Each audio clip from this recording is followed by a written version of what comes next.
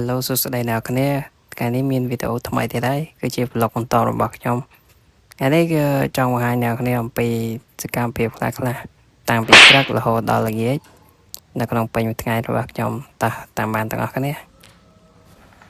អញ្ចឹងបន្តពីក្រៅពីគេងហើយចូលបន្ទប់ទឹកមួយអីបន្ទាប់ពីដុសថ្មិញដុសអីហើយក៏ចេញមករៀបចំសភៅដើម្បីយើងទៅសាលាទាំងអស់គ្នាតែជាទូទៅខ្ញុំរៀបចំពីយប់ទេដោយសារតែថ្ងៃហ្នឹងបោកកតាបអញ្ចឹងទៅក៏រៀបវាពីព្រឹកវិញអញ្ចឹងណាហើយ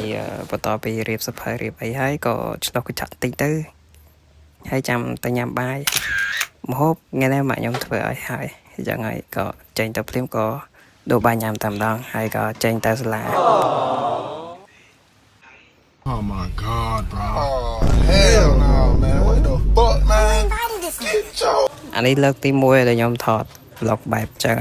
លក្ខណៈថាថតហើយដាក់ទូរស័ព្ទចោលហើយក៏តាមយកកាមេរ៉ាវិញទៅមកដ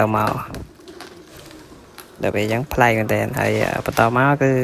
ជិះទៅមុនមកទៅសាលាក៏ឆ្លៀតចូលក្រុមហ៊ុនដឹកជញ្ជូន place ដើម្បីទៅយកអវ៉ាន់បន្តិចយកអវ៉ាន់បន្ទុកផ្ទះសិនហើយក៏បកទៅសាលាវិញដោយសារតែខ្ញុំទៅសាលាតាមផ្លូវ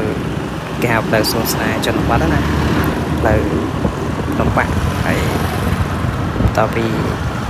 យើងយកអវ៉ាន់នេះគឺនៅផ្លូវបើសិនជាខ្ញុំយកអវ៉ាន់តាមជេនធីនេះហើយខ្ញុំធ្វើដំណើរទៅតាមផ្លូវដៃ8ទៅត្រង់រហូតនោះគឺគេហៅផ្លូវជាតិលេខ5ហើយក៏ទៅដល់សាលាដូចគ្នាគ្រាន់តែលើបានទុកតែសិនណាក៏បកមកជិះតាមផ្លូវសួនស្នេហ៍ទៅវាចិត្តជាហើយជិះមកដល់ក៏ចូលទៅកូពីกระดาษម្ដងទៀត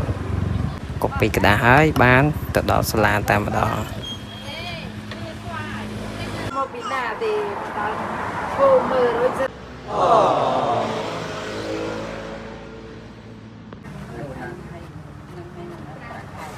បន្ទាប់ពីកូអីហើយក៏ឈប់តិចឲ្យញ៉ាំផ្លេតហើយជួបឆ្កែវារែកតាទីកោស្គាល់វាឆ្កែនេះទៅសាលាទេក៏ថាវាមកតូបអីទៅសារគេលក់បាយលក់អីចឹងណា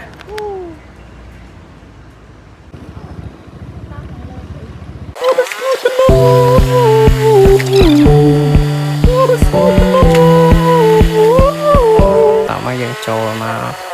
ចតម៉ូតូទៅហើយចូលទៅក្នុងអគារបណ្ណាល័យអានេះក៏ជាទេសភាពខ្លះៗនៅខាងមុខបណ្ណាល័យតមកក៏ចូលមកខាងក្នុងមកដាក់កាបូបដាក់